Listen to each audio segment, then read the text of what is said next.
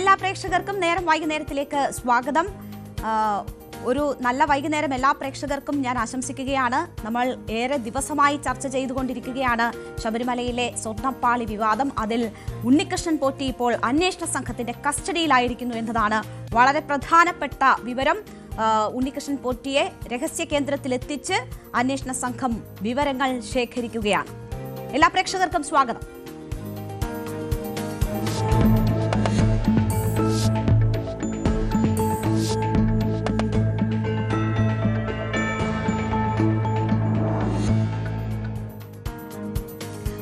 അപ്പോൾ നേരത്തെ സൂചിപ്പിച്ചതുപോലെ തന്നെ സ്വർണ്ണപ്പാളി വിവാദവുമായി ബന്ധപ്പെട്ട് ഉണ്ണികൃഷ്ണൻ പോറ്റിയെ പ്രത്യേക അന്വേഷണ സംഘം കസ്റ്റഡിയിലെടുത്തിരിക്കുന്നു എന്നതാണ് ഈ മണിക്കൂറിലെ ഏറ്റവും പ്രധാനപ്പെട്ട വിവരം. ഈ കേസെടുത്ത് ഏതാണ്ട് 6ാം ദിവസമാണ് ഉണ്ണികൃഷ്ണൻ പോറ്റിയെ അന്വേഷണ സംഘം കസ്റ്റഡിയിലെടുത്തിരിക്കുന്നത്. തിരുവനന്തപുരത്തെ വീട്ടിലെത്തിയാണ് പ്രത്യേക അന്വേഷണ സംഘം ഈ ഉണ്ണികൃഷ്ണൻ പോറ്റിയെ കൂട്ടിക്കൊണ്ടുപോയത്.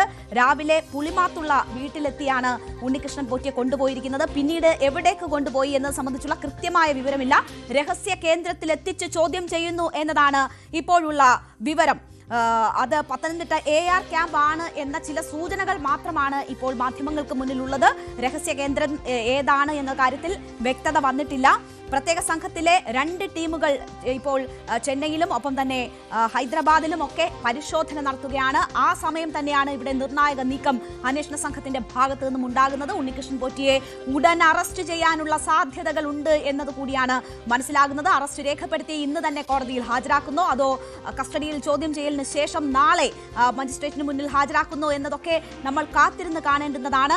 എന്തായാലും എന്തുകൊണ്ട് ഉണ്ണികൃഷ്ണൻ പോറ്റിയെ അറസ്റ്റ് ചെയ്യുന്നില്ല, ഈ വിഷയത്തിൽ എന്തുകൊണ്ട് കസ്റ്റഡിയിലെടുക്കുന്നില്ല, ചോദ്യം ചെയ്യുന്നില്ല തുടങ്ങിയ ചോദ്യങ്ങൾ ഉയർന്നുകൊണ്ടിരിക്കുന്ന ഘട്ടത്തിലാണ് SIT ഇപ്പോൾ ഉണ്ണികൃഷ്ണൻ പോറ്റിയെ കസ്റ്റഡിയിലെടുത്തിരിക്കുന്നത്. അറസ്റ്റിലേക്ക് കാര്യങ്ങൾ നീങ്ങുന്നത് എന്ന് വേണം മനസ്സിലാക്കാൻ. തെളിവ് ശേഖരണം ഉൾപ്പെടെയുള്ള കാര്യങ്ങൾക്ക് വേണ്ടിയാണ് അന്വേഷണ സംഘം വെയിറ്റ് ചെയ്തത് എന്നതാണ് മനസ്സിലാകുന്നത്. ഉണ്ണികൃഷ്ണൻ പോറ്റി SITയുടെ നിരീക്ഷണത്തിൽ തന്നെ ഉണ്ടായിരുന്നു കഴിഞ്ഞ ദിവസങ്ങളിൽ എന്നതാണ് മനസ്സിലാക്കുന്നത്. ഇപ്പോൾ എന്തായാലും കസ്റ്റഡിയിലെടുത്ത് ചോദ്യം ചെയ്യുകയാണ്. രഹസ്യ കേന്ദ്രത്തിലാണ് ഈ ചോദ്യം ചെയ്യൽ പുരോഗമിക്കുന്നത്.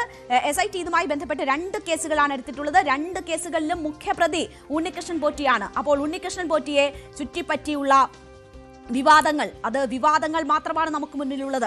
ആരൊക്കെയാണ് ഉണ്ണികൃഷ്ണൻ പോറ്റിക്ക് പിന്നിലുള്ളത്? ഉണ്ണികൃഷ്ണൻ പോറ്റിയാണോ പ്രധാനി, അതോ മറ്റാരുടെയെങ്കിലും ബിനാമിയാണോ ഉണ്ണികൃഷ്ണൻ പോറ്റി?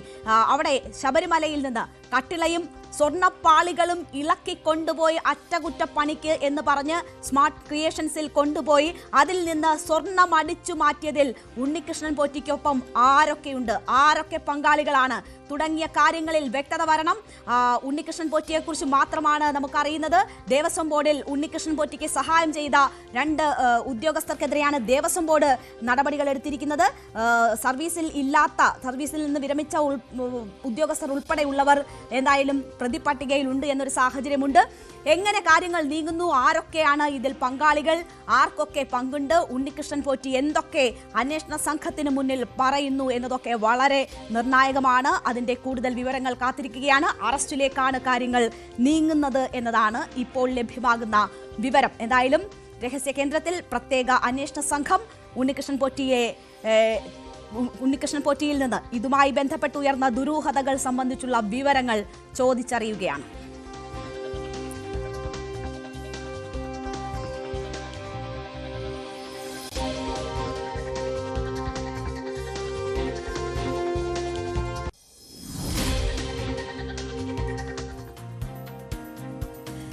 അപ്പോൾ ഇതാണ് ഇപ്പോഴത്തെ ഏറ്റവും പ്രധാനപ്പെട്ട വാർത്ത. ഒരു പക്ഷേ ഈ അറസ്റ്റ് ഉൾപ്പെടെയുള്ള കാര്യങ്ങൾ ഇന്ന് തന്നെ ഉണ്ടാകും എന്നതാണ് പ്രതീക്ഷിക്കപ്പെടുന്നത്. അങ്ങനെയാണെങ്കിൽ ആ ഘട്ടത്തിൽ നമുക്ക് ഈ വാർത്തയിലേക്ക് തിരിച്ചു വരാം. നമുക്ക് അതിനു മുൻപ് ഫോക്കസ് വാർത്തകൾ നോക്കാം.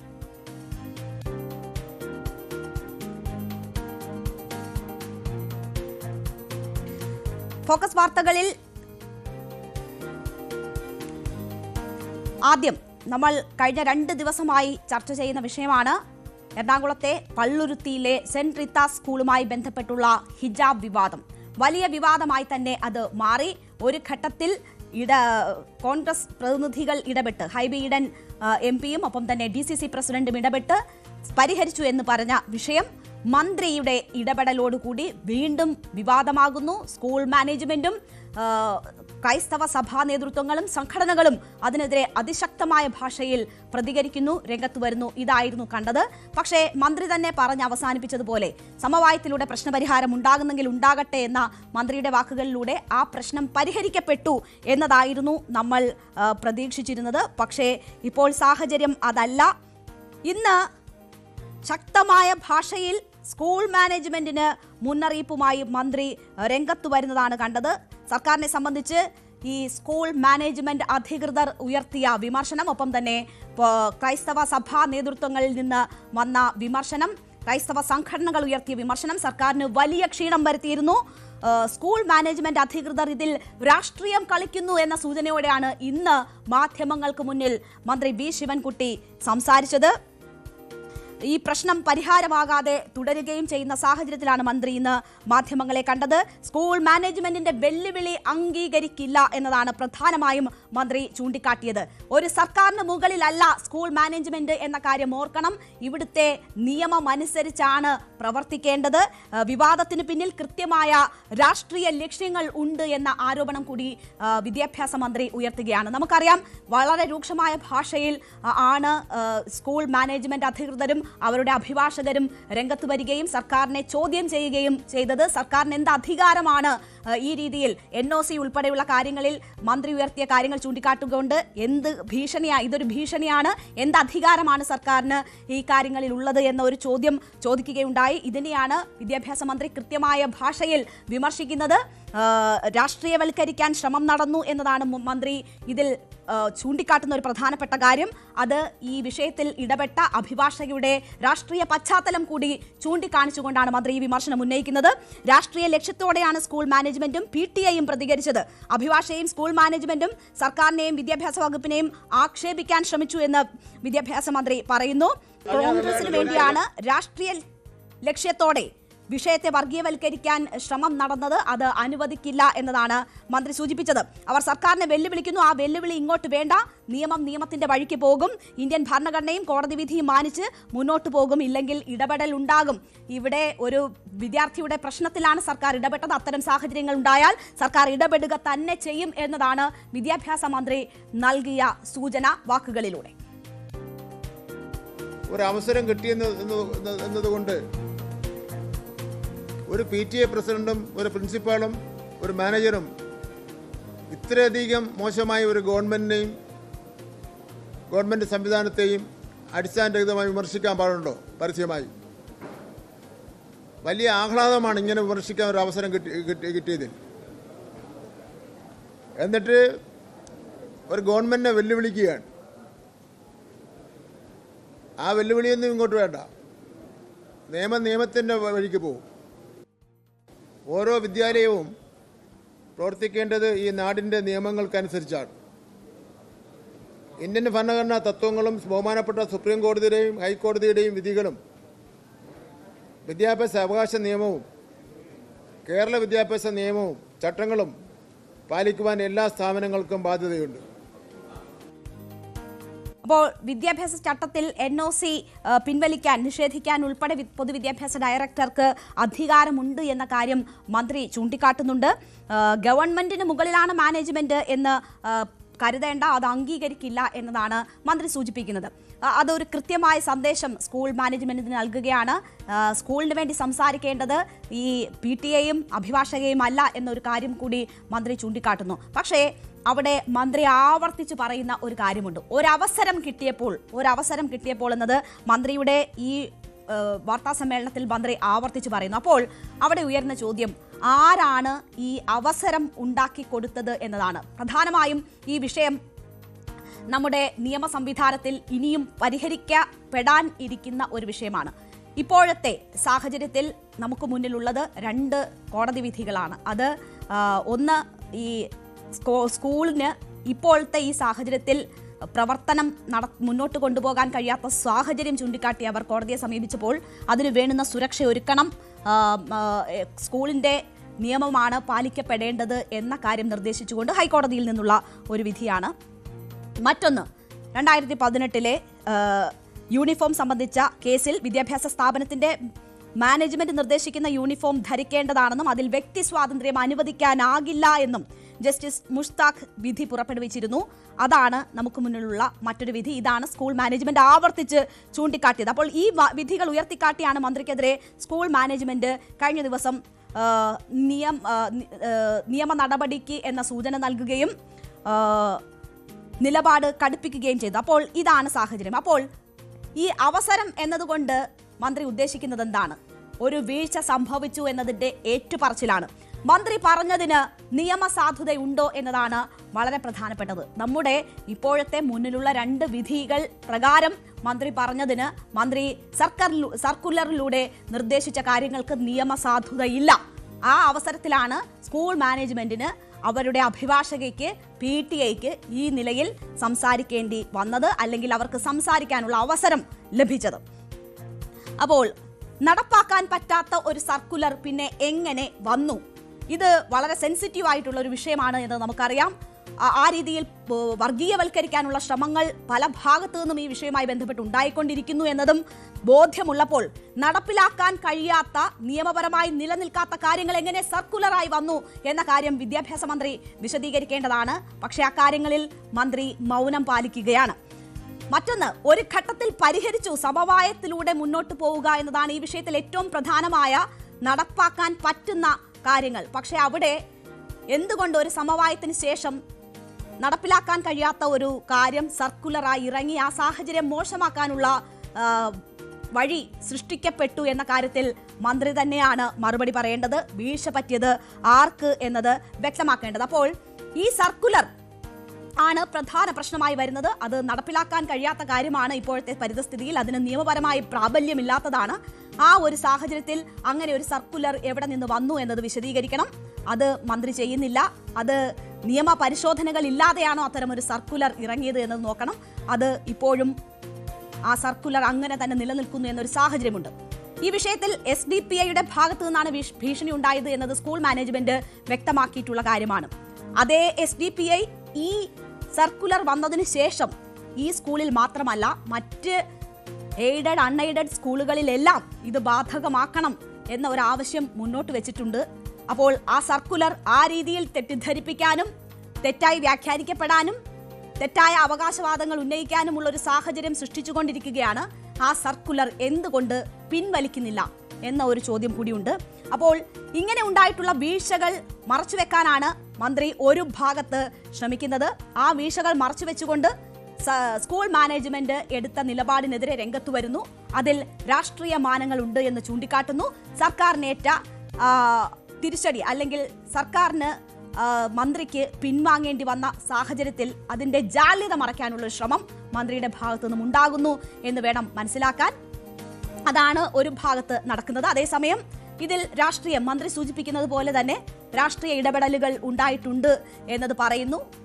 പിന്നീട് ഈ സമവായ ശ്രമങ്ങളിൽ ഇടപെട്ട MPയോ മറ്റുള്ളവരോ ഈ വിഷയത്തിൽ ഒരു പ്രതികരണത്തിന് സന്നദ്ധമാകാത്ത സാഹചര്യങ്ങളുണ്ട്. അപ്പോൾ സ്വാഭാവികമായും രാഷ്ട്രീയമായി മുതലെടുപ്പിനുള്ള ശ്രമങ്ങൾ മറുഭാഗത്ത് നിന്നും ഉണ്ടായിട്ടുണ്ടാകും എന്ന കാര്യത്തിൽ സംശയമില്ല.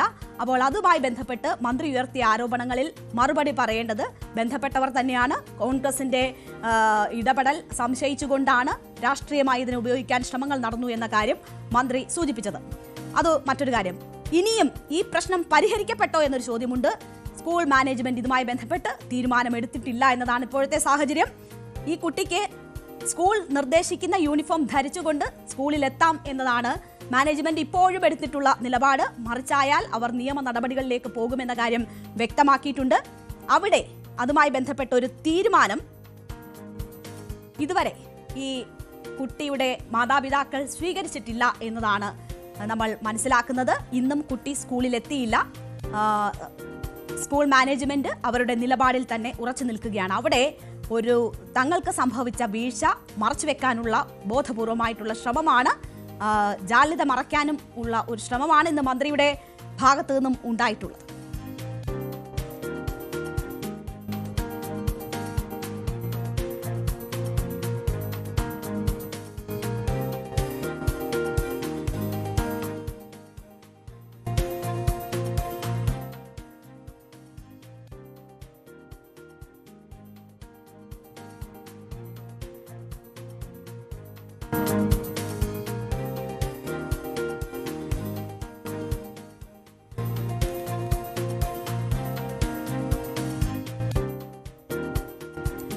നമ്മൾ ഫോക്കസ് നമ്പർ 2 പോവുകയാണ്. നമുക്കറിയാം, നമ്മുടെ രാഷ്ട്രീയ നേതാക്കൾ പരസ്പരം ഏറ്റുമുട്ടുന്നതിൻ്റെ, സാമുദായിക നേതാക്കൾ ഏറ്റുമുട്ടുന്നതിൻ്റെ ഒക്കെ ഒരുപാട് ഉദാഹരണങ്ങൾ നമ്മൾ കേട്ടിട്ടുണ്ട്. ഇപ്പോൾ റീസെൻ്റായി നടക്കുന്ന അത്തരത്തിലുള്ള ഒരു ഏറ്റുമുട്ടൽ അത് ഗതാഗത മന്ത്രി KB ഗണേഷ് കുമാറും SNDP യോഗം ജനറൽ സെക്രട്ടറി വെള്ളാപ്പള്ളി നടേശനും തമ്മിലാണ്. കഴിഞ്ഞ ദിവസങ്ങളിലൊക്കെ അവർ അങ്ങോട്ടും ഇങ്ങോട്ടും വാക്കുകൾ കൊണ്ടും കൊടുത്തും പോകുന്നു. ഇന്നതൊരൽപ്പം കടുപ്പിച്ചിട്ടുണ്ട് വെള്ളാപ്പള്ളി നടേശൻ എന്നതാണ് നമ്മളുടെ മുന്നിലുള്ള ചിത്രം. എന്താണ് വെള്ളാപ്പള്ളി നടേശൻ KB ഗണേഷ് കുമാറിനെ കുറിച്ച് ഇന്ന് പറഞ്ഞത്? അഹങ്കാരത്തിന് കൈയും കാലും വെച്ചവനാണ്, കുടുംബത്തിന് പാരപണിതവനാണ്, ഫ്യൂഡൽ മാടമ്പിക്കും അപ്പുറമാണ് ഗണേഷ് കുമാർ. ഗണേഷ് കുമാറിൻ്റെ പാരമ്പര്യമാണത്. സ്വന്തം അച്ഛന് വരെ പണി കൊടുത്ത ആളാണ്. സരിതയെ ഉപയോഗിച്ചാണ് മന്ത്രിസ്ഥാനം ഗണേഷ് കുമാർ നേടിയത് തുടങ്ങിയ അതിഗുരുതരമായ ആരോപണങ്ങളാണ് വെള്ളാപ്പള്ളി നടേശൻ ഇന്ന് നടത്തിയിരിക്കുന്നത്. ആലപ്പുഴയിൽ മാധ്യമങ്ങളെ കാണുമ്പോഴാണ് വെള്ളാപ്പള്ളി നടേശൻ ഈ രീതിയിലുള്ള മന്ത്രിസ്ഥാനം കിട്ടിയത് സരിതയെ ഉപയോഗിച്ചാണ് എന്നുവരെയുള്ള ഗുരുതരമായിട്ടുള്ള ആരോപണം ഗണേഷ് കുമാറിനെതിരെ ഉയർത്തുന്നത്. ഗണേശൻ പല പ്രാവശ്യം പറയണമെങ്കിൽ പുണ്യം കിട്ടുമെന്ന് അല്ലേ? ശരിയാ. ഏത് ഗണേശൻ? വിഘ്നേശ്വരനായ ഗണേശൻ. അവന്റെ തന്തയാണ് നടേശൻ. ആരാണ്? ആരാണ്? ശിവൻ. അവന്റെ തന്തയാണ്. തന്തക്കിട്ട് പാരവെക്കുന്നതാണ് ഈ ഗണപതി. ഗണപതി ഒരിക്കലും തന്തക്കിട്ട് പാര വെച്ചിട്ടില്ല. തന്തയെ ബഹുമാനിച്ച് ലോകം കീഴ്പ്പെടുത്തുവാൻ പറഞ്ഞപ്പോഴത്തേക്ക് ശിവന് വലം വച്ച് ഞാൻ ലോകം കീഴ്പ്പെടുത്തി എന്ന് പറഞ്ഞതും, സുബ്രഹ്മണ്യൻ ലോകം ചുറ്റാൻ മയിലിൻ്റെ പുറത്ത് നടന്നപ്പോൾ ഗണേശൻ അച്ഛനും അമ്മയ്ക്കും ചുറ്റി. അപ്പൊ അച്ഛനും അമ്മയ്ക്കിട്ടും പാര വെച്ചവനാണ് ഞാൻ ഈ ഗണേശൻ. അപ്പൊ തന്തക്കിട്ട് പാര വെച്ചവൻ ഈ ഗണേശൻ പറ്റി എന്ത് പറയാനാണ്? തന്തക്കിട്ടും മകനിട്ട് അമ്മയ്ക്കിട്ടും പാര വെച്ച പെങ്ങക്കിട്ടും പാര വെച്ചില്ലേ ഈ ഗണേശൻ? ഇത് ഡ്യൂപ്ലിക്കേറ്റ് ഗണേശൻ. ഈ മന്ത്രിസഭയും MLAയും ഒക്കെ ആയതിനാ ആ സരിതയെ ഉപയോഗിച്ച് കിട്ടിയതിൻ്റെ പ്രതിഫലമല്ല ഞങ്ങൾ. എല്ലാവർക്കും അറിയാമല്ല മന്ത്രിസ്ഥാനം എങ്ങനെ കിട്ടി, MLA സ്ഥാനം കിട്ടി. ആ സരിതയുടെ സ്ഥിതി എന്താണ് ഇപ്പോൾ? നിങ്ങൾ തിരക്ക് അവിടെ തിരക്കുന്നുണ്ടാ? എത്ര ശബ്ദിച്ച് കഴിയല്ലേ? മരുന്ന് മേടിക്കാൻ കാശുണ്ടാ? അറിയാമോ നിങ്ങൾക്ക്? പിരിവ് നടത്തി എന്തിനാ പിരിവ്? ഇയാൾക്ക് കാശ് കൊടുത്തൂടെ? വേണ്ട, ഇയാൾ ട്രാൻസ്പോർട്ട് മന്ത്രിയല്ലേ? ഇപ്പോൾ മനസ്സാക്ഷി ഉണ്ടെന്നുണ്ടെങ്കിൽ ഒരു ട്രാൻസ്പോർട്ടിന് വേണ്ടി പാരലായിട്ട് ട്രാൻസ്പോർട്ട് നടത്താമോ? നിങ്ങൾ തിരക്ക് നോക്കി അയാൾ എറണാകുളത്തേക്ക് സർവീസ് നടത്തുന്നുണ്ടല്ലോ, ട്രാൻസ്പോർട്ട് സർവീസ്. ശരണ്യ ആ ബസ് എവിടെയൊക്കെ നിർത്തണം? ട്രാൻസ്പോർട്ട് ഓഫീസിൽ അവരുടെ അവിടെ പോലും കയറി ഇറങ്ങി ആളെടുത്തുള്ളൂ. നിയമചട്ടയായിട്ട് ബാധകമല്ല, പേടിയാണ്, ആരും മിണ്ടത്തില്ല. അതാണ് ഈ ഡ്യൂപ്ലിക്കേറ്റ് ഗണേശൻ. ഒറിജിനൽ ഗണേശനും ഡ്യൂപ്ലിക്കേറ്റ് ഗണേശനുണ്ട്.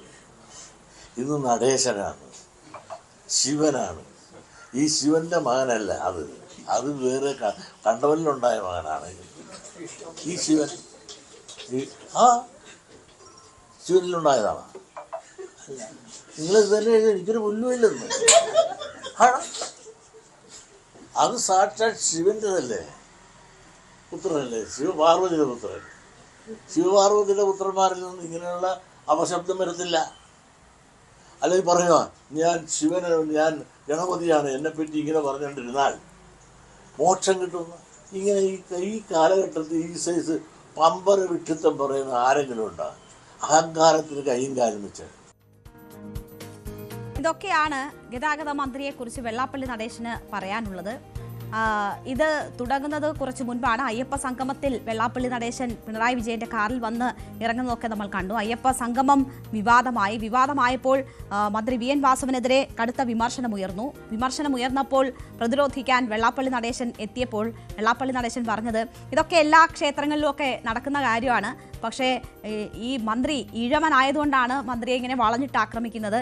എന്തുകൊണ്ടാണ് ഗണേഷ് കുമാർ രാജിവെക്കണമെന്ന് ആരും ആവശ്യപ്പെടാത്തത് എന്ന ഒരു ചോദ്യം വെള്ളാപ്പള്ളിയുടെ ഭാഗത്തു നിന്നും ഉണ്ടാകുന്നു. അതിനെക്കുറിച്ച് ഗണേഷ് കുമാറിനോട് ചോദിക്കുമ്പോൾ എപ്പോഴും ഗണേശ എന്ന് പറയുന്നത് നല്ലതാണ്, പല പ്രാവശ്യം പറഞ്ഞാൽ പുണ്യം കിട്ടും എന്നതായിരുന്നു ഗണേഷ് കുമാർ ഇതുമായി ബന്ധപ്പെട്ട് പ്രതികരിച്ചത്. ഇപ്പോൾ ഗണേശ എന്ന് വിളിച്ചാൽ പുണ്യം കിട്ടുമെന്ന് പറഞ്ഞ ഗണേഷ് കുമാറിന്റെ പ്രതികരണത്തിനാണ് വെള്ളാപ്പള്ളി നടേശൻ വിശദമായി തന്നെ എല്ലാ കാര്യങ്ങളും അങ്ങ് പറഞ്ഞു തീർക്കുന്നത്.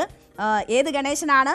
വിഘ്നേശ്വരനാണ് ഗണേശൻ, അവൻ്റെ തന്തയാണ് നടേശൻ എന്നൊക്കെ പറഞ്ഞുകൊണ്ട് ഈ കാര്യങ്ങളൊക്കെ വിശദീകരിക്കുകയാണ് വെള്ളാപ്പള്ളി നടേശൻ ചെയ്തിരിക്കുന്നത്. അച്ഛനിട്ട് പാറ വെച്ചതാണ് ഈ പുത്രൻ എന്ന കാര്യം സൂചിപ്പിക്കുന്നു. അങ്ങനെ ഡ്യൂപ്ലിക്കേറ്റ് ആണ് ഈ ഗണേശൻ എന്ന് പറഞ്ഞാണ് വെള്ളാപ്പള്ളി നടേശൻ നിർത്തുന്നത്.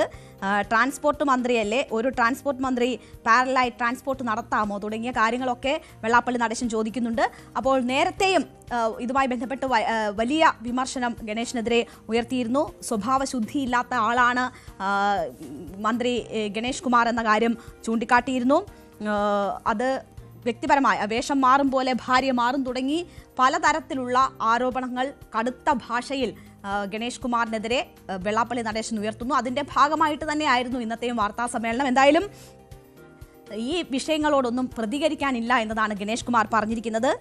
SNDP യോഗം ജനറൽ സെക്രട്ടറി വെള്ളാപ്പള്ളി നടേശൻ്റെ നിലവാരത്തിൽ ഇതിനൊന്നും മറുപടി പറയാൻ താനില്ല എന്ന് ഗണേഷ് കുമാർ പറയുന്നു. അവരവരുടെ സംസ്കാരം അനുസരിച്ചാണ് ഓരോരുത്തരും സംസാരിക്കുന്നത്. അപ്പോൾ ആ സംസ്കാരത്തിലേക്ക് ഇറങ്ങി വന്ന് മറുപടി പറയാനില്ല എന്നതാണ് ഗണേഷ് കുമാർ പറയുന്നത്. അതല്ല തൻ്റെ ലെവൽ എന്ന് വെള്ളാപ്പള്ളിക്ക് ഗണേഷ് കുമാർ മറുപടി നൽകുന്നു. പക്വതയും സംസ്കാരവും ഇല്ലാത്തവരും ഈ രീതിയിൽ പ്രതികരിക്കും. താൻ ആ രീതിയിൽ താഴാൻ ആഗ്രഹിക്കുന്നില്ല.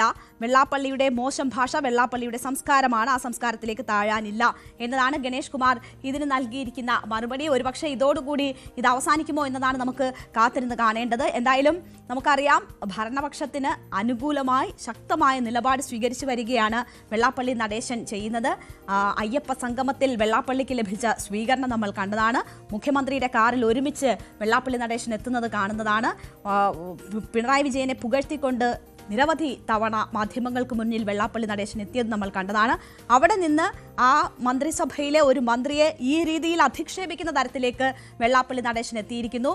അതിൽ എന്തെങ്കിലും രാഷ്ട്രീയമുണ്ടോ ഇല്ലയോ എന്നതൊന്നും നമുക്കറിയില്ല. അതോ പിണറായി വിജയനോട് മാത്രമാണോ വെള്ളാപ്പള്ളി നടേശന് ഇഷ്ടവും ഒപ്പം ഭരണത്തിൽ മറ്റുള്ളവർക്കെതിരെ വിമർശനവുമാണോ ഉള്ളത്? അതൊക്കെ വിശദീകരിക്കേണ്ടത് അദ്ദേഹം തന്നെയാണ്. എന്തായാലും ഗണേശനെതിരെ ഇനി പറയാൻ ബാക്കിയൊന്നും ഇല്ലാത്ത തരത്തിലാണ് വെള്ളാപ്പള്ളി നടേശൻ പറഞ്ഞു നിർത്തുന്നത്. ഇതിന് മറുപടി പറയാനില്ല എന്ന് ഗണേഷ് കുമാറും പറയുന്നു. എന്തായാലും ഇതോടുകൂടി ഇത് അവസാനിക്കുമോ അതോ ഇനിയും നീണ്ടുപോകുമോ എന്നത് നമുക്ക് കാത്തിരുന്ന് തന്നെ കാണണം. എന്തായാലും ഒരു സമുദായത്തിൻ്റെ പ്രധാനപ്പെട്ട ഒരു നേതാവും മന്ത്രിയും തമ്മിലുള്ള ഏറ്റുമുട്ടലായതുകൊണ്ടാണ് നമ്മളത് ആ നിലയ്ക്ക് തന്നെ പ്രാധാന്യത്തോടു കൂടി എടുത്തത്.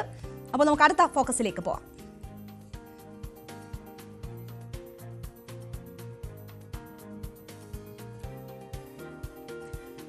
റഷ്യയിൽ നിന്ന് ഇന്ത്യ എണ്ണ വാങ്ങുന്നു. റഷ്യ യുക്രൈൻ യുദ്ധത്തിന് ഇന്ത്യ സംഭാവന നൽകുന്നു. ഇതാണ് ട്രംപ് കഴിഞ്ഞ കാലങ്ങളിലൊക്കെ ഉയർത്തിയ വിമർശനം. അതിന്റെ ഭാഗമായിട്ടാണ് 50% തീരുവ ഇന്ത്യക്ക് മേൽ ചുമത്തിയത്, അമേരിക്ക ചുമത്തുന്ന ഏറ്റവും ഉയർന്ന തീരുവ. അതിനുശേഷം ഇന്നലെ ട്രംപ് മാധ്യമങ്ങളോട് പറഞ്ഞത്, മോദിയുമായി ഞാൻ സംസാരിച്ചിരുന്നു, എണ്ണ വാങ്ങുന്നത് നിർത്താമെന്ന് പ്രധാനമന്ത്രി വാക്ക് നൽകിയിട്ടുണ്ട് എന്നതാണ് ട്രംപ് സൂചിപ്പിച്ചത്. ട്രംപ് മറ്റൊരു കാര്യം കൂടി പറഞ്ഞു, ഒരു ഏർപ്പാട് നടന്നുകൊണ്ടിരിക്കുകയാണല്ലോ, അത് പെട്ടെന്ന് നിർത്താനാവില്ല, അതിന് കുറച്ച് സമയമെടുക്കും. കുറച്ച് സമയമെടുത്തതിന് ശേഷം എന്തായാലും താൻ പറഞ്ഞതിലേക്ക് എത്തും. തനിക്ക് നേരത്തെ തന്നെ ഇത് താല്പര്യമില്ലാതിരുന്ന ഒരു കാര്യമാണ്, അക്കാര്യം ഞാൻ സൂചിപ്പിച്ചിരുന്നു. എന്തായാലും ഇപ്പോൾ ഇന്ത്യയിൽ നിന്ന് തനിക്ക് മോദിയിൽ നിന്ന് അതിൽ ഉറപ്പ് ലഭിച്ചിരിക്കുന്നു എന്നതാണ് ട്രംപ് അവകാശപ്പെട്ടത്. ഇപ്പോൾ ട്രംപിന് ആ അവകാശവാദത്തിനുള്ള മറുപടി ഇന്ത്യ കൃത്യമായി നൽകുകയാണ്. ഇന്ത്യ മാത്രമല്ല, റഷ്യയും ഈ വിഷയത്തിൽ പ്രതികരിച്ചിട്ടുണ്ട്. ഇവിടുത്തെ ജനങ്ങളുടെ ഉപഭോഗത്തിൻ്റെ സാഹചര്യങ്ങൾക്കനുസൃതമായാണ് ഇന്ത്യ ഈ എണ്ണ വാങ്ങൽ എങ്ങനെ വേണം എന്ന കാര്യം നിശ്ചയിക്കുന്നത് എന്നതാണ് ഇതിൽ വിദേശകാര്യ മന്ത്രാലയം ട്രംപിന് നൽകിയിരിക്കുന്ന മറുപടി. അപ്പോൾ ഇന്ത്യയുടെ തീരുമാനങ്ങൾ സംബന്ധിച്ച്, എന്തുകൊണ്ടാണ് അവിടെ നിന്ന് എണ്ണ വാങ്ങുന്നത് എന്നത് സംബന്ധിച്ച് നേരത്തെ വിദേശകാര്യ മന്ത്രി എസ് ജയശങ്കർ ഈ വിഷയവുമായി ബന്ധപ്പെട്ട് പ്രതികരിച്ചിരുന്നു. ഇന്ത്യ ആവർത്തിച്ച് പറയുന്നത്, അത് നമ്മളുടെ ഉപഭോഗത്തിനനുസരിച്ച് അതിനനുസൃതമായിട്ടുള്ള വിപണിയുടെ സാഹചര്യങ്ങൾ കൂടി കണക്കിലെടുത്തുകൊണ്ടുള്ള തീരുമാനം ആയിരിക്കും എപ്പോഴും എണ്ണ വാങ്ങുന്ന കാര്യത്തിൽ ഉണ്ടാവുക എന്നതാണ്. അക്കാര്യം ആവർത്തിക്കുകയാണ് ഇന്ന് രൺധീർ ജയ്സ്വാളും ചെയ്തിരിക്കുന്നത്. എന്തായാലും ആദ്യം ട്രംപ് എന്താണ് ഈ വിഷയത്തിൽ പറഞ്ഞതെന്ന് കേൾക്കാം. Great relationship. He just said that 2 days ago, as you know. We have a great relationship. No, we were not happy with him buying oil from Russia, because that lets Russia continue on with this ridiculous war where they've lost 1.5 million people, by the way. Russia's lost 1.5 million people, soldiers mostly.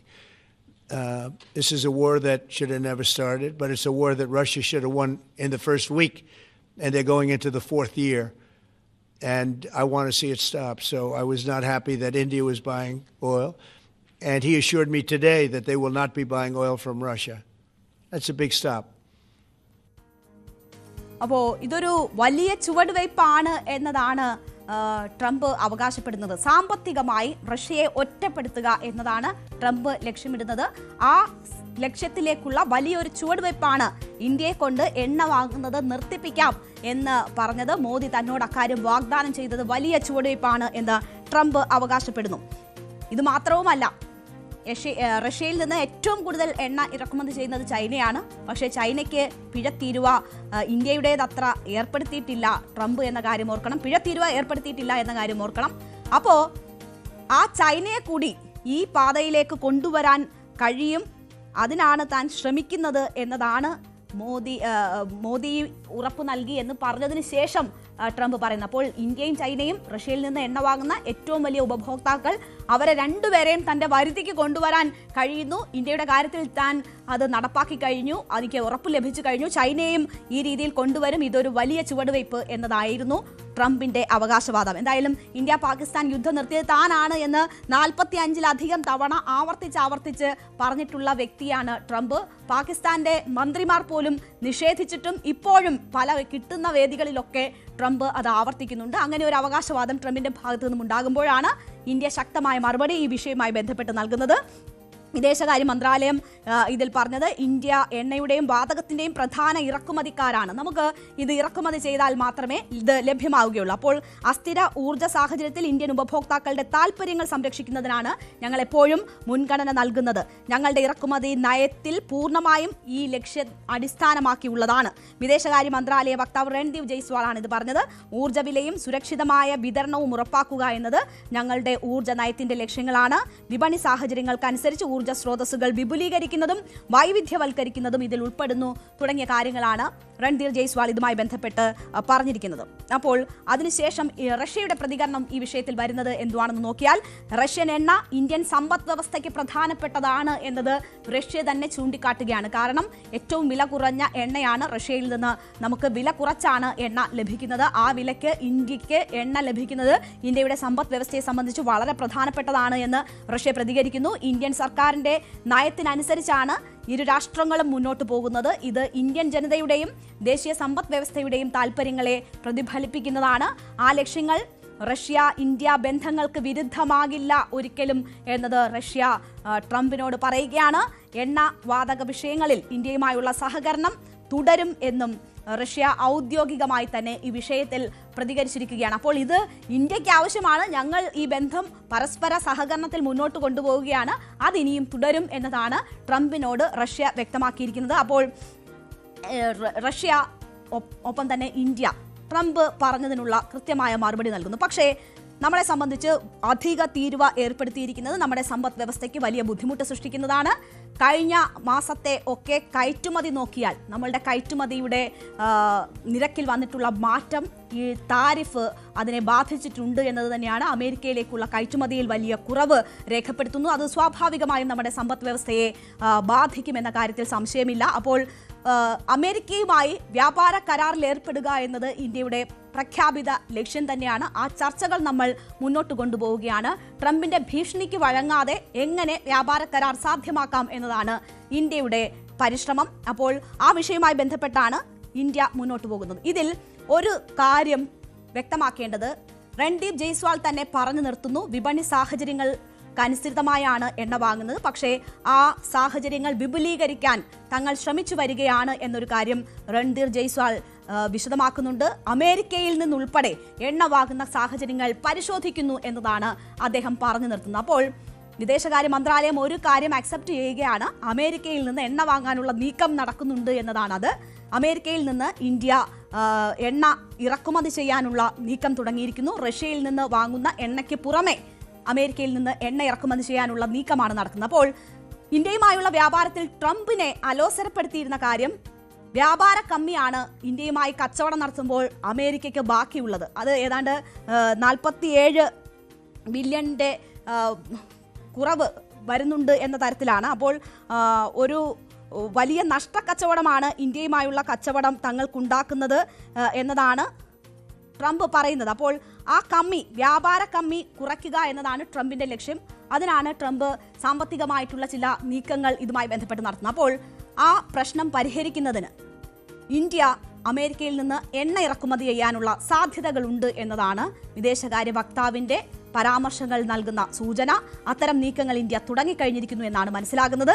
അത് സാധ്യമാവുകയാണ് എങ്കിൽ ഈ വ്യാപാര കമ്മി അമേരിക്കയ്ക്കുണ്ടാകുന്നത് കുറയ്ക്കാൻ ആ നടപടിയിലൂടെ കഴിയും. അത് ട്രംപിനെ സന്തോഷിപ്പിക്കുന്നതായിരിക്കും. അങ്ങനെ ട്രംപിന് ഒരു ആശ്വാസം ഈ കാര്യത്തിൽ ഉണ്ടാകും എന്നതാണ് പ്രതീക്ഷിക്കുന്നത്.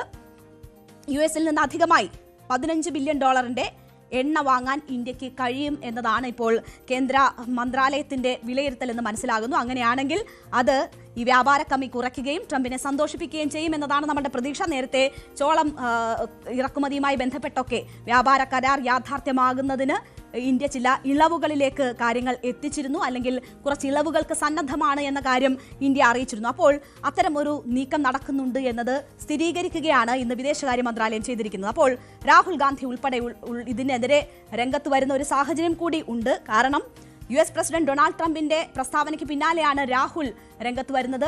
ട്രംപിന്റെ ഭീഷണിക്ക് മോദി വഴങ്ങിയിരിക്കുന്നു എന്ന ഒരു വിമർശനമാണ് രാഹുൽ ഗാന്ധി ഇതുമായി ബന്ധപ്പെട്ട് ഉയർത്തുന്നത്. അപ്പോൾ എണ്ണ വാങ്ങുന്നില്ല എന്ന് തീരുമാനിച്ചു എന്ന കാര്യമാണ് ട്രംപ് അവകാശപ്പെടുന്നത്. പക്ഷെ അത്തരം ഒരു തീരുമാനം എടുത്തിട്ടില്ല എന്ന് ഇന്ത്യ വ്യക്തമാക്കിയിട്ടുണ്ട്. പക്ഷേ രാഹുൽ ഗാന്ധി ഉന്നയിക്കുന്ന ആരോപണം ഇന്ത്യ റഷ്യൻ എണ്ണ വാങ്ങില്ലെന്ന് തീരുമാനിക്കാനും പ്രഖ്യാപിക്കാനും ട്രംപിനെ അനുവദിക്കുന്നു, അത് ഭയന്നിട്ടാണ് എന്നതാണ് സൂചിപ്പിക്കുന്നത്. 5 പോയിന്റുകളാണ്, 5 കാരണങ്ങളാണ് മോദി ട്രംപിനെ ഭയപ്പെടുന്നു എന്ന് കാണിക്കാൻ രാഹുൽ ഉപയോഗിച്ചിട്ടുള്ളത്. അതിലൊന്നാണിത്. 2, ആവർത്തിച്ചുള്ള അവഗണനകൾക്കിടയിലും ട്രംപിന് അഭിനന്ദന സന്ദേശങ്ങൾ അയക്കുന്നത് മോദി തുടരുന്നു, അത് ഭയന്നിട്ടാണെന്ന് പറയുന്നു. ട്രംപ് പങ്കെടുത്ത ഈജിപ്തിലെ ഷാമൽ ഷേഖിൽ നടന്ന ഗസ സമാധാന ഉച്ചകോടിയിൽ നിന്ന് മോദി വിട്ടുനിന്നത് ഭയന്നിട്ടാണെന്ന് പറയുന്നു. ധനമന്ത്രിയുടെ അമേരിക്കൻ സന്ദർശനം റദ്ദാക്കിയത് ഭയന്നിട്ടാണ് എന്ന് പറയുന്നു. പാകിസ്ഥാനെതിരെ ഇന്ത്യൻ സേന നടത്തിയ ഓപ്പറേഷൻ സിന്ദൂർ അവസാനിപ്പിച്ചത് സംബന്ധിച്ച ട്രംപിന്റെ ആവർത്തിച്ചുള്ള അവകാശവാദത്തെ മോദി ഖണ്ഡിക്കാൻ തയ്യാറാകുന്നില്ല, അതും ട്രംപിനെ മോദി ഭയക്കുന്നതിന്റെ സൂചനയാണ് എന്നതാണ് രാഹുൽ ഗാന്ധി പറയുന്നത്. അപ്പോൾ ഇതാണ് രാഷ്ട്രീയ വിമർശനം ഇതുമായി ബന്ധപ്പെട്ട് ഉയർന്നിരിക്കുന്നത്. പക്ഷേ ഇന്ത്യ ശരിക്ക് ട്രംപിനുള്ള മറുപടി കൊടുത്തിട്ടുണ്ട്. അത് താരിഫ് വർധനയ്ക്കിടയിൽ അതിനെ കൂസാതെ അത് മാനേജ് ചെയ്ത് പോകാനുള്ള തീരുമാനമാണ് ഇന്ത്യ സ്വീകരിച്ചിരുന്നത്. അതിനുശേഷം വ്യാപാര ചർച്ച മുന്നോട്ട് കൊണ്ടുപോകാനുള്ള സന്നദ്ധത ട്രംപ് തന്നെ അറിയിക്കുന്ന സാഹചര്യമുണ്ടായി. ആ ചർച്ചകൾ മുന്നോട്ട് പോയിക്കൊണ്ടിരിക്കുകയാണ്. പക്ഷേ അതിൽ കാലതാമസം ഉണ്ടാകുന്നു എന്നതൊരു വസ്തുതയാണ്. എത്രയും പെട്ടെന്ന് കരാർ യാഥാർത്ഥ്യമാക്കുക എന്നതാണ് ഇന്ത്യ ലക്ഷ്യമിടുന്നത്. ഈ തീരുവ വർദ്ധിച്ചു തന്നെ നിന്നാൽ അത് ഇന്ത്യൻ സമ്പദ് വ്യവസ്ഥയെ ഉലയ്ക്കുമെന്ന കാര്യത്തിൽ സംശയമില്ല. റഷ്യയിൽ നിന്ന് എണ്ണ വാങ്ങാതെ ഇരുന്നാൽ, വില കുറഞ്ഞ എണ്ണ വാങ്ങാതെ ഇരുന്നാൽ അതും ഇന്ത്യൻ സമ്പദ് വ്യവസ്ഥയെ ഉലയ്ക്കും. ഇവിടെ എണ്ണ വില കൂടും. അങ്ങനെയൊക്കെയുള്ള സാഹചര്യങ്ങൾ വലിയ സാമ്പത്തിക പ്രതിസന്ധി ഉണ്ടാക്കും. അപ്പോൾ ഇതിനൊക്കെ ഇടയിൽ നിന്നുകൊണ്ടുള്ള സമവായത്തിന്റെ പാതയാണ് ഒരു രാഷ്ട്രം എന്ന നിലയിൽ ഇന്ത്യക്ക് സ്വീകരിക്കാൻ കഴിയുക.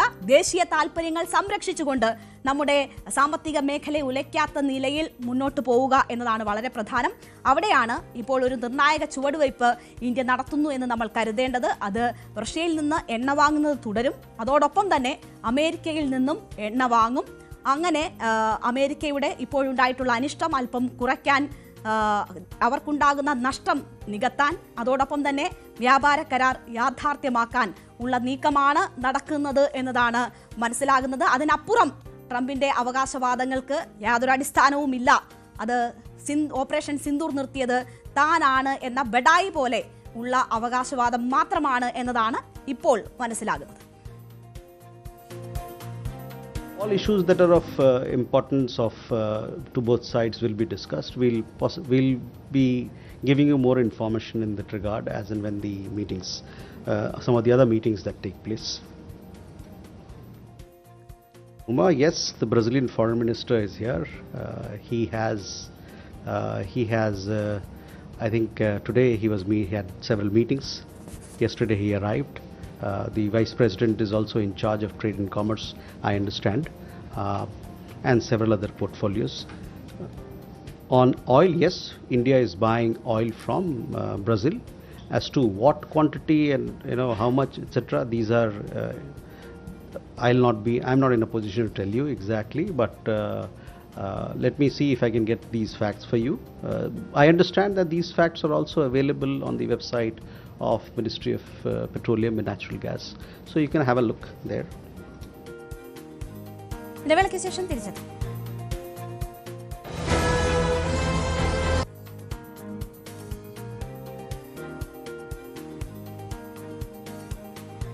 ഗാസയിൽ സമാധാനം അത് എത്ര മുന്നോട്ട് പോകും എന്നതിൻ്റെ ആശങ്കകൾ നിലനിൽക്കുകയാണ്. അതുപോലെ തന്നെ ബന്ദി കൈമാറ്റം ഇപ്പോഴും വൈകുന്നു എന്ന വിവരങ്ങളാണ് അന്തർദേശീയ മാധ്യമങ്ങൾ നൽകുന്നത്.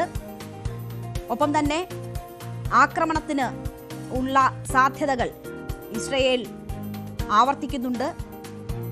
എന്തുകൊണ്ട് ബന്ദി കൈമാറ്റം വൈകുന്നു എന്ന കാര്യത്തിൽ ഹമാസ് നൽകുന്ന വിശദീകരണം പല കെട്ടിടങ്ങൾക്കും അടിയിലാണ് ഈ മൃതദേഹാവശിഷ്ടങ്ങൾ ഉള്ളത്.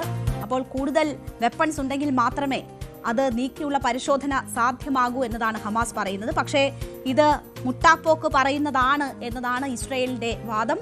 ബന്ദി കൈമാറ്റം പൂർണ്ണമായില്ലെങ്കിൽ ഏത് നിമിഷവും ആക്രമണത്തിന് സജ്ജമായിരിക്കുക എന്ന ഒരു സന്ദേശമാണ് ഇസ്രയേൽ നൽകുന്നത്. പരസ്പരം പഴിചാരുന്ന ഹമാസിനെയും ഇസ്രയേലിനെയുമാണ് നമ്മൾ കാണുന്നത്. രണ്ടാം ഘട്ട ചർച്ചകൾ പുനരാരംഭിക്കുന്നതിന് മുൻപ് തന്നെ ഈ കരാറുമായി ബന്ധപ്പെട്ട് രണ്ടാം ഘട്ട ചർച്ചകൾ തുടങ്ങുന്നതിന് മുൻപ് തന്നെ ഈ ബന്ദി കൈമാറ്റം നടന്നിരിക്കണം എന്നതായിരുന്നു ഉറപ്പ്. പക്ഷേ അത് നടക്കുന്നില്ല എന്നതാണ് ഇസ്രയേലിനെ പ്രകോപിപ്പിക്കുന്നത്. ആദ്യഘട്ട വ്യവസ്ഥകൾ അനുസരിച്ച് മൃതദേഹങ്ങൾ വിട്ടുകൊടുക്കുന്നതിലാണ് ഇപ്പോൾ തർക്കം ഉടലെടുത്തിരിക്കുന്നത്. ജീവനോടെയുള്ള 20 ബന്ദികളുടെ കൈമാറ്റം സാധ്യമായി. മറ്റ് 28 ബന്ദികളാണ് ഉള്ളത്. ബന്ദികളുടെ അവശിഷ്ടങ്ങൾ, മൃതദേഹാവശിഷ്ടങ്ങളാണ് കൈമാറേണ്ടത്. അതിൽ ഇതുവരെ 7 പേരുടെ അവശിഷ്ടങ്ങൾ മാത്രമാണ് കൈമാറിയിട്ടുള്ളത്. അതിലൊരാളുടേത് ബന്ദികളുടേതല്ല എന്ന് ഇസ്രയേൽ പറയുന്നു. അപ്പോൾ അങ്ങനെയൊക്കെയുള്ള തട്ടിപ്പ് ഈ വിഷയവുമായി ബന്ധപ്പെട്ട് ഹമാസ് നടത്തുന്നു എന്നതാണ് ഇസ്രയേലിനെ പ്രകോപിപ്പിച്ചുകൊണ്ടിരിക്കുന്നത്. മൃതദേഹങ്ങൾ വിട്ടുകൊടുക്കാൻ തയ്യാറായില്ലെങ്കിൽ ആക്രമണം പുനരാരംഭിക്കുമെന്ന് ഇസ്രയേൽ ഭീഷണി മുഴക്കുകയാണ്. പ്രതിരോധ മന്ത്രി ബെന്നി ഗാറ്റ്സ് ആണ് ഇക്കാര്യം പറയുന്നത്. ഈ ബന്ദി കൈമാറ്റം ഏറ്റവും പ്രധാനമായിരുന്നു. ഇസ്രയേലിനെ സംബന്ധിച്ച് ഒരു സമാധാന കരാറിലേക്ക് വരെ അവർ എത്താൻ നിർബന്ധിതരായത് ഈ ബന്ദികളുടെ കുടുംബങ്ങളുടെ വലിയ പ്രതിഷേധമാണ്. ആ പ്രതിഷേധം ഇസ്രയേലിൽ ശക്തമായി വരുന്നതാണ് ഒരു ഘട്ടത്തിൽ സമാധാന കരാറിലേക്ക് പോകാൻ ഇസ്രയേലിനെ പ്രേരിപ്പിച്ചത്, നെതന്യാഹുവിനെ നിർബന്ധിതനാക്കിയത് അതാണ്. അപ്പോൾ ഈ ഘട്ടത്തിലും ബന്ദി കൈമാറ്റം പൂർണ്ണമാകുന്നില്ല എന്നത് രാഷ്ട്രീയമായി നെതന്യാഹുവിനെ സംബന്ധിച്ച് തിരിച്ചടിയാണ്. അവരുടെ ബന്ധുക്കൾ അക്ഷമരാണ്. അവർ ആ രീതിയിലുള്ള അവരുടെ ഈ മൃതദേഹാവശിഷ്ടങ്ങൾ കിട്ടുന്നതൊക്കെ വൈകുന്നത് വലിയ പ്രതിഷേധം അവരിൽ ഉണ്ടാക്കുന്നു. അത് ഇസ്രയേലിനെ അസ്വസ്ഥപ്പെടുത്തുന്നുണ്ട്. ഈ ഘട്ടത്തിലാണ് ആക്രമണം ഉടൻ പുനരാരംഭിക്കുമെന്ന സൂചന പ്രതിരോധ മന്ത്രി തന്നെ നൽകുന്നത്. അപ്പോൾ ഹമാസ് 3 ഘട്ടങ്ങളിലായി ഇതുവരെ കൈമാറിയിട്ടുള്ള ബന്ദികളുടേതിൽ ഒന്ന് ബന്ദികളുടെ ഇതല്ല എന്ന് വ്യക്തമാക്കിയിട്ടുണ്ട്. അതേസമയം ഇസ്രയേൽ കൈമാറുന്ന പലസ്തീനികളുടെ മൃതദേഹാവശിഷ്ടങ്ങളെ സംബന്ധിച്ചുള്ള പരാതികൾ ഹമാസും പങ്കുവെക്കുന്നുണ്ട്. വലിയ രീതിയിലുള്ള പീഡനങ്ങൾ അവർ ഏറ്റിരുന്നു എന്നതിൻ്റെ സൂചനകൾ ഈ മൃതദേഹാവശിഷ്ടങ്ങളിൽ ഉണ്ട് എന്നത് അവർ ചൂണ്ടിക്കാട്ടുന്നു. ഇനി മാത്രവുമല്ല,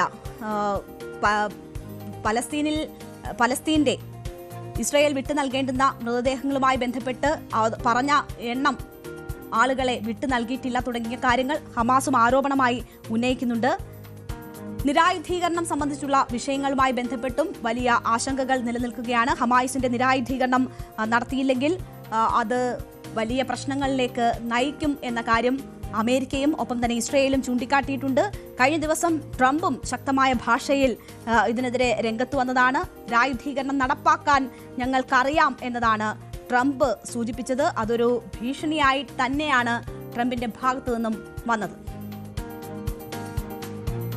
We have told them we want to disarm, and they will disarm.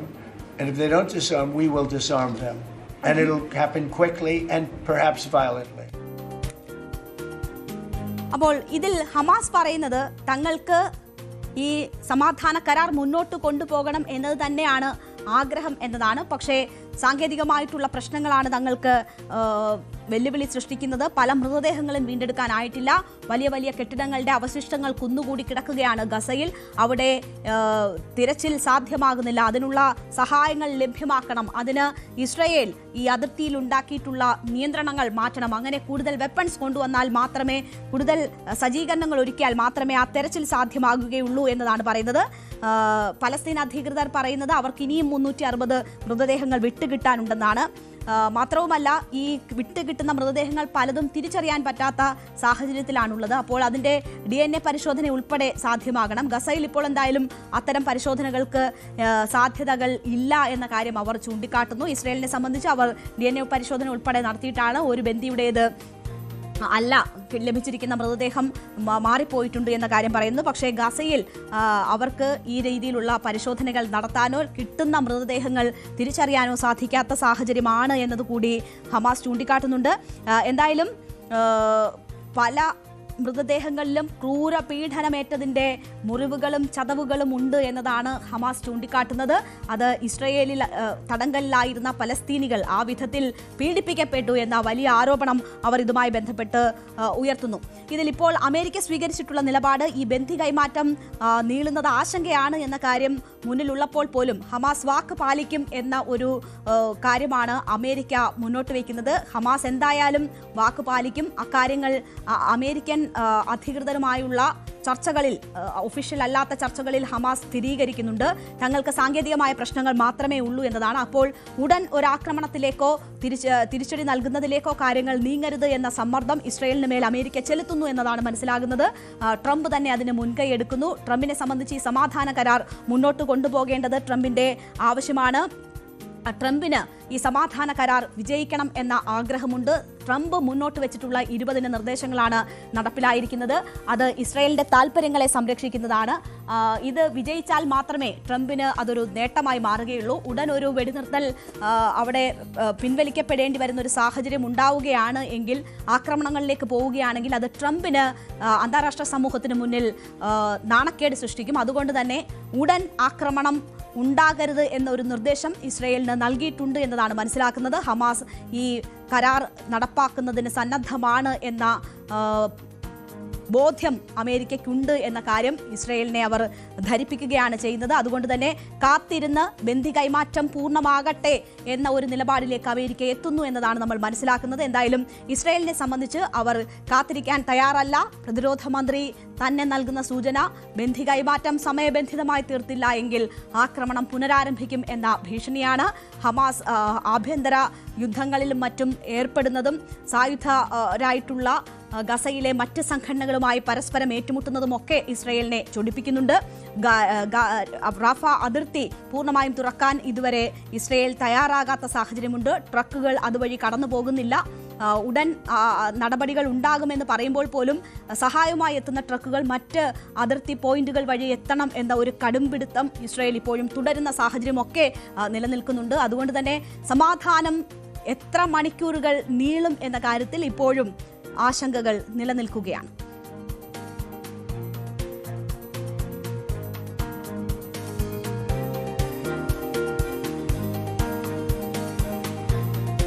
നമ്മുടെ നാട്ടിൽ ഇന്നുണ്ടായ ഒരു വലിയ പ്രതിഷേധമായിരുന്നു പാലക്കാട് കണ്ണാടി സ്കൂളിൽ നമ്മൾ കണ്ടത്. അവിടെ വലിയ രീതിയിലുള്ള പ്രതിഷേധം അവിടുത്തെ കുട്ടികളുടെ ഭാഗത്തു നിന്നുമുണ്ടായി. 9ാം ക്ലാസ്സിൽ പഠിച്ചിരുന്ന അർജുൻ്റെ മരണമാണ് ആ കുട്ടികളെ ആ പ്രതിഷേധ രംഗത്തേക്ക് ഇറക്കുന്ന സാഹചര്യം സൃഷ്ടിച്ചത്. ടീച്ചർമാരുടെ പെരുമാറ്റമാണ് അർജുനെ മരണത്തിലേക്ക് തള്ളിവിട്ടത് എന്നതാണ് അവിടെ ആ സമരമുഖത്തുള്ള ഓരോ കുട്ടികളും വിളിച്ചു പറഞ്ഞത്. ഈ വിഷയവുമായി ബന്ധപ്പെട്ടിപ്പോൾ 2 അധ്യാപികമാർക്ക് സസ്പെൻഷൻ ലഭിച്ചിരിക്കുന്നു. ഒന്ന് ക്ലാസ് ടീച്ചറാണ്, മറ്റൊന്ന് പ്രധാന അധ്യാപികയാണ് ലിസി. ക്ലാസ് ടീച്ചർ ആശയ്ക്കും പ്രധാന അധ്യാപിക ലിസി എന്നിവരെയാണ് അന്വേഷണ വിധേയമായി മാനേജ്മെന്റ് സസ്പെൻഡ് ചെയ്തത്. ഈ പല്ലൻ ചാത്തന്നൂർ സ്വദേശിയാണ് അർജുൻ. ക്ലാസ് ടീച്ചറുടെ മാനസിക പീഡനമാണ് അർജുൻ ആത്മഹത്യ ചെയ്യാൻ കാരണം എന്നതാണ് വീട്ടുകാർ ആരോപിക്കുന്നത്. ഒപ്പം തന്നെ ഈ കുട്ടികളും അതുതന്നെയാണ് പറയുന്നത്. കുട്ടിക്ക് വീട്ടിൽ നിന്നും വലിയ സമ്മർദ്ദമുണ്ടായിരുന്നു, കുട്ടിക്ക് സ്കൂളിൽ നിന്ന് വലിയ രീതിയിലുള്ള ഭീഷണി നേരിടേണ്ടി വന്നു എന്നതൊക്കെയാണ് ഈ കുട്ടികൾ പറയുന്നത്. വീട്ടുകാർ പറഞ്ഞത് ക്ലാസ് ടീച്ചറുടെ മാനസിക പീഡനമാണ് ഈ കുട്ടി ആത്മഹത്യ ചെയ്യാൻ കാരണമെന്നതാണ്. സ്കൂൾ യൂണിഫോമിൽ മരിച്ച നിലയിലാണ് ഈ കുട്ടിയെ കണ്ടെത്തുന്നത്. സ്കൂളിൽ നിന്ന് മടങ്ങിയെത്തിയ യൂണിഫോം പോലും മാറ്റാൻ കാത്തു നിൽക്കാതെയാണ് ആ കുഞ്ഞ് ആത്മഹത്യ ചെയ്തത്. അപ്പോൾ എന്താണ് ആ കുഞ്ഞിനെ ആ മരണത്തിലേക്ക് തള്ളിവിട്ടത്? ഈ കുട്ടികൾ പറയുന്നത് കേട്ടാൽ നമ്മുടെ കണ്ണ് നിറഞ്ഞു പോകും. കാരണം അവൻ്റെ വീട്ടുകാരോ സ്കൂളിലെ ടീച്ചർമാരോ ആരെങ്കിലും അവനെ ഒന്ന് കേട്ടിരുന്നെങ്കിൽ അവനിപ്പോൾ ഞങ്ങൾക്കൊപ്പം ഉണ്ടാകുമായിരുന്നു എന്നതാണ് കുട്ടികൾ പറയുന്നത്. ഒരു കുട്ടിയെ മനസ്സിലാക്കാൻ, അവൻ എന്താണ് പറയാനുള്ളതെന്ന് കേൾക്കാൻ ഒരു അധ്യാപിക തയ്യാറായില്ല. നിരന്തരം അവനെ ശാസിക്കുമായിരുന്നു, കാരണമുണ്ടെങ്കിലും ഇല്ലെങ്കിലും ശാസിക്കുമായിരുന്നു എന്നതൊക്കെയാണ് കുട്ടികൾ പറയുന്നത്. ഇൻസ്റ്റഗ്രാം ഉപയോഗിച്ചതും മെസ്സേജ് അയച്ചതുമായി ബന്ധപ്പെട്ടുള്ള കാരണങ്ങളാണ് ഈ അർജുൻ്റെ മരണത്തിലേക്ക് നയിച്ചത്. ടീച്ചർ ഇത് സൈബർ സെല്ലിനെ അറിയിക്കുമെന്നും ശിക്ഷ വാങ്ങിച്ചു തരുമെന്നും ജയിലിൽ കിടക്കേണ്ടി വരുമെന്നും ഒക്കെ ഈ കുട്ടിയെ ഭീഷണിപ്പെടുത്തി. സ്കൂളിൽ വെച്ച് സൈബർ സെല്ലിനെ വിളിക്കുന്നു എന്ന് പറഞ്ഞ് സൈബർ സെല്ലിനെ ക്ലാസ് ടീച്ചറായ ആശ ബന്ധപ്പെട്ടിരുന്നു എന്നതാണ് ഈ കുട്ടികൾ പറയുന്നത്. അവൻ അതോടെ അവൻ വലിയ രീതിയിൽ തളർന്നു, അവശനായി, അവൻ്റെ കൈകൾ വിറയ്ക്കുന്നുണ്ടായിരുന്നു എന്ന് കുട്ടികൾ പറയുന്നു. പിന്നീട് പ്രധാന അധ്യാപികയ്ക്ക് മുന്നിലേക്ക് വിളിപ്പിച്ച് അവിടെ വെച്ചും ഭീഷണിയും കുറ്റപ്പെടുത്തലുകളും ഈ കുട്ടിക്ക് നേരിടേണ്ടി വന്നു എന്നതാണ് പറയുന്നത്. അപ്പോൾ വലിയ രീതിയിലുള്ള മാനസിക പീഡനമേറ്റാണ് ആ കുട്ടി മരണത്തിലേക്ക് പോയതെന്ന് ആ കുരുന്നുകൾ പറയുന്നു. അത് ഈ ടീച്ചർ കുറേ വട്ടം ബ്ലാക്ക്മെയിൽ ചെയ്തിട്ടുണ്ട്. ഇതിനൊരു റിലേഷൻഷിപ്പ് ഉണ്ടായിരുന്നു ഒരു കുട്ടീൻ്റെ കൂടെ 9th പഠിക്കുന്നത്. ആ കുട്ടീൻ്റെ കൂടെ ഉള്ള റിലേഷൻഷിപ്പ് കാരണം ഈ ടീച്ചർ കണ്ടുപിടിച്ചുകൊണ്ട് ടീച്ചർ പറഞ്ഞു കുറേ ബ്ലാക്ക്മെയിലൊക്കെ ചെയ്തിരുന്നു. നീ ഇങ്ങനെയാണ് TC വാങ്ങിയിട്ട് പോകും, അങ്ങനെ ഇങ്ങനെ ചെയ്യുന്നൊക്കെ. ആ ടീച്ചർ പറഞ്ഞു മതിയായി. ഇതിൽ ഇവൻ എന്താണ് സൂയിസൈഡ് ചെയ്യുന്ന ഒരു വട്ടം അപ്ലൈ പറഞ്ഞതാണ് റിലേഷൻഷിപ്പ് സമയത്ത്. പക്ഷെ ആദ്യം ചെയ്തില്ല. പിന്നെ ഇതൊക്കെ കഴിഞ്ഞിട്ടില്ല. ഇപ്പോൾ ഇവൻ ഇൻസ്റ്റാഗ്രാമിൽ കൂടെ തെറി വിളിച്ചൊരു കളി ഉണ്ടായിരുന്നു. ആ കളിയുടെ സമയത്ത് ടീച്ചർ ഇതേമാതിരി എന്തൊക്കെ പറഞ്ഞിരുന്നു. ടീച്ചർ പറഞ്ഞു ലാസ്റ്റ് 20,000-50,000 രൂപ അടിക്കണം എന്ന് പറഞ്ഞു. പിന്നെ 1 വർഷം 2 വർഷം ഈ ജയിലിൽ അടുത്തെന്നൊക്കെ പറഞ്ഞിരിക്കുന്നത് ഇവനോട്. പിന്നെ ഇവനോടൊക്കെ പറഞ്ഞിട്ടുണ്ടായിരുന്നു അവൻ കുറേ കാര്യങ്ങൾ. എന്നെ കൊണ്ട് അവൻ അവസാനമായിട്ട് ഞാൻ മരിക്കും ചിലപ്പോൾ പറഞ്ഞു. ആ ടീച്ചറാണ് അതിന് ഉത്തരവാദിത്വം പറഞ്ഞു. അതും പറഞ്ഞിട്ടുണ്ടായിരുന്നു ആശ ടീച്ചർ. ഒരു ടീച്ചറിനെതിരെയാണ് ആ കുട്ടിയുടെ കൂട്ടുകാരല്ലാത്തവരും ആ സ്കൂളിലുള്ള കുട്ടികളുമെല്ലാം ഈ ആരോപണം ഉന്നയിക്കുന്നത്. ഇൻസ്റ്റഗ്രാം ഉപയോഗിച്ചു, ഒരു കുട്ടിയുമായ ഒരു റിലേഷൻ ഉണ്ടായിരുന്നു, പിന്നീട് എന്തോ തെറി വിളിച്ച് മെസ്സേജ് അയച്ചു എന്നതൊക്കെയാണ് കാരണമായി പറയുന്നത്. എന്ത് വലിയ തെറ്റായാലും ആ കുട്ടിക്ക് ഇനി ശിക്ഷ ലഭിക്കേണ്ടുന്ന തെറ്റ് ആ കുട്ടി ചെയ്തിട്ടുണ്ടെങ്കിലും ആ കുട്ടി ശിക്ഷ അനുഭവിക്കുമെന്നല്ലേ ഉണ്ടായിരുന്നുള്ളൂ. ഈ ഭൂമുഖത്ത് നിന്ന് അവനെ ഇല്ലാതാക്കുന്ന തരത്തിലാണോ ആ വിഷയം ഒരു ടീച്ചർ കൈകാര്യം ചെയ്യേണ്ടത്? നമ്മുടെ സ്കൂളുകളിൽ ഈ ജനറേഷൻ ഗ്യാപ്പ് എങ്ങനെയൊക്കെ ബാധിക്കുന്നു കുട്ടികൾക്കും ടീച്ചർമാർക്കും ഇടയിൽ എന്നതിൻ്റെ ഏറ്റവും വലിയ ഉദാഹരണമാണ് ഈ കണ്ണാടി സ്കൂളിൽ ഉണ്ടായിരിക്കുന്നത്. അർജുൻ എന്ന കുട്ടി അതിൻ്റെ ഒരു ഇരയാണ് എന്ന് തന്നെ പറയാം. കുട്ടികൾ അവർ ജീവിക്കുന്ന കാലഘട്ടം ഏതാണ് എന്നത് മനസ്സിലാക്കാൻ ടീച്ചർമാർക്ക് കഴിയാതെ പോകുന്നു എന്നതാണ് വലിയ പ്രശ്നം. ഇൻസ്റ്റഗ്രാം ഉപയോഗിക്കുന്നതോ അതിലൂടെ സംസാരിക്കുന്നതോ ഇനിയിപ്പോൾ അതിലെന്തെങ്കിലും കുറ്റകൃത്യം ചെയ്താലും അതിന് നിയമം അനുശാസിക്കുന്ന ശിക്ഷ ആ കുട്ടിക്ക് കിട്ടുക എന്നതിനപ്പുറം ഒരു വലിയ ശിക്ഷ മേടിച്ചു കൊടുക്കുക എന്നതല്ല ഒരു ടീച്ചറിൻ്റെ ഉത്തരവാദിത്വം. ആ ടീച്ചർ എങ്ങനെയാണ് ഈ വിഷയം കൈകാര്യം ചെയ്തിരിക്കുന്നത്? അതുപോട്ടെ, ആ കുട്ടിയുടെ വീട്ടിൽ ഈ ടീച്ചർ കുട്ടിയുടെ അമ്മയെ വിവരം അറിയിക്കുന്നു. അമ്മ വലിയ മാനസിക സമ്മർദ്ദത്തിലാകുന്നു. അതിനുശേഷം അമ്മാവനെ വിളിക്കുന്നു. അമ്മാവനും കുട്ടിയുമായി സ്കൂളിൽ വരുന്നു. അവരുടെ മുന്നിൽ വെച്ചും ഈ കുട്ടിയെ മാനസികമായി ബുദ്ധിമുട്ടിക്കുന്നുണ്ട് ഈ ടീച്ചർ. വലിയ രീതിയിലുള്ള ഭീഷണികൾ ഉണ്ടാകുന്നുണ്ട്. അതിനൊക്കെ ഒടുവിലാണ് പിന്നീടും ഈ വിചാരണ ഇങ്ങനെ തുടർന്ന് അവസാനം 50,000 രൂപ കൊടുക്കേണ്ടി വരും, ജയിലിൽ കിടക്കേണ്ടി വരും എന്നൊക്കെയുള്ള ഭീഷണി. അതിനൊടുവിൽ ഈ പോകുമ്പോൾ കൂട്ടുകാരോട് ഇനി ഉണ്ടാകില്ലടാ ഞാൻ എന്ന് പറഞ്ഞ് കെട്ടിപ്പിടിച്ച് കരഞ്ഞു ഈ കുട്ടി. എന്നിട്ടാണ് ഈ കുട്ടി വീട്ടിലേക്ക് പോവുകയും ആ സ്കൂൾ യൂണിഫോം മാറുന്നതിന് മുൻപ് ആത്മഹത്യ ചെയ്യുകയും ചെയ്തത് എന്നതാണ് മനസ്സിലാകുന്നത്. അപ്പോൾ ഇത് ഒരു കുട്ടിയുടെ മാത്രം അനുഭവമല്ല. ആ പ്രായത്തിലുള്ള കുട്ടികളുള്ള വീട്ടിലുള്ളവർക്കെല്ലാം മനസ്സിലാകും. ടീച്ചർമാരെക്കുറിച്ച്, അവരുടെ പെരുമാറ്റത്തെക്കുറിച്ചൊക്കെ കുട്ടികൾ വീടുകളിൽ പറയുന്നതാണ്. ജനറേഷൻ ഗ്യാപ്പ് ടീച്ചർമാരെ വലിയ രീതിയിൽ എങ്ങനെ കാര്യങ്ങൾ കൈകാര്യം ചെയ്യണമെന്ന് അറിയാതെ ബുദ്ധിമുട്ടിക്കുന്നുണ്ട്. ഇതിനൊക്കെ ട്രെയിനിങ്ങുകൾ കൊടുക്കുക, ഏത് രീതിയിലാണ് ഈ അവസ്ഥകളൊക്കെ ഹാൻഡിൽ ചെയ്യേണ്ടതെന്ന് അവരെ ബോധവൽക്കരിക്കുക, മറ്റുള്ള പ്രശ്നങ്ങൾ കുട്ടികളുടെ മേൽ അടിച്ചേൽപ്പിക്കാതിരിക്കാൻ ശ്രമിക്കുക. കുട്ടികൾക്കും മാതാപിതാക്കൾക്കും ഒക്കെ അത്തരം ബോധവൽക്കരണങ്ങൾ ആവശ്യമാണ് എങ്കിൽ അത് നടത്തുക. അതിനൊക്കെ ഒരു സിസ്റ്റം ഉണ്ടാവുക നമ്മുടെ നാട്ടിൽ. അല്ലെങ്കിൽ ഇത്തരം സംഭവങ്ങൾ ആവർത്തിക്കപ്പെടുമെന്ന ഒരു കാര്യത്തിൽ സംശയമില്ല. വിദ്യാഭ്യാസ വകുപ്പ് അതിന് മുൻകൈ എടുക്കട്ടെ എന്ന് നമുക്ക് ആശിക്കാം. കുട്ടികളെ കേൾക്കാൻ വീട്ടിൽ ആളുണ്ടാകണം, സ്കൂളിൽ ആളുണ്ടാകണം, അവരെ മുന്നോട്ട് നയിക്കാൻ ആളുണ്ടാകണം. അവർ തെറ്റ് കണ്ടാൽ ശിക്ഷിക്കണം. പക്ഷേ കിട്ടുന്ന ശിക്ഷയുടെ എത്രയോ ഇരട്ടി അധികമായി അവനെ ഭൂമുഖത്ത് നിന്ന് നീക്കാനായിരിക്കരുത് ഒരിക്കലും സ്കൂൾ പ്രവർത്തിക്കേണ്ടത്. ആവർത്തിച്ച് ആ പ്രധാന അധ്യാപിക ന്യായീകരിക്കുന്നുണ്ടായിരുന്നു, തിരുത്താൻ വേണ്ടിയാണ് ടീച്ചർ ഇടപെട്ടത് എന്നത്. ഇത്രയധികം കുട്ടികൾ പരാതിയായി വരുമ്പോഴും അതിനെ ന്യായീകരിക്കാൻ അവർക്ക് എങ്ങനെ കഴിയുന്നു ഒരു കുട്ടിയുടെ മരണത്തിന് മുന്നിൽ നിന്ന് എന്ന് മനസ്സിലാകുന്നില്ല. അപ്പോൾ തിരുത്തപ്പെടട്ടെ ഈ സമീപനങ്ങൾ എന്ന് മാത്രമേ നമുക്ക് പറയാനുള്ളൂ. നമ്മുടെ സമയം ഇവിടെ അവസാനിക്കുകയാണ്. എല്ലാ പ്രേക്ഷകർക്കും നന്ദി. ഇടവേളയ്ക്ക് ശേഷം ലൈവ് at 6 കാണാം.